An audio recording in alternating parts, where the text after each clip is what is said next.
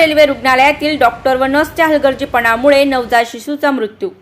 भुसावळातील मध्य रेल्वे विद्युत कारखाना येथे कार्यरत असलेले भूषण भारंबे यांच्या पत्नीने रेल्वे रुग्णालयात सोमवार दिनांक 15 रोजी सिझेरियन नंतर नवजात बाळास जन्म दिला।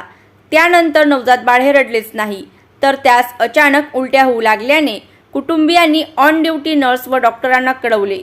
मात्र डॉक्टर व नर्सच्या हलगर्जीपणामुळे बाळास वेळीच उपचार न झाल्याने नवजात शिशूचा मृत्यू झाल्याचा आरोप भारंबे कुटुंबियांनी केला आहे। प्रसंगी वरिष्ठ DPO, CMS, ASC व DSC घटनेची माहिती जाणून घेत कुटुंबियांना समजूत घालत घडलेल्या प्रकरणाची चौकशी करून कठोर कारवाई करण्याचे आश्वासन देत प्राथमिक कारवाईत कर्तव्यावर असलेल्या नर्सला निलंबित केल्याचे समजते आहे। Bureau report, Mahanews 19, Bhusawal.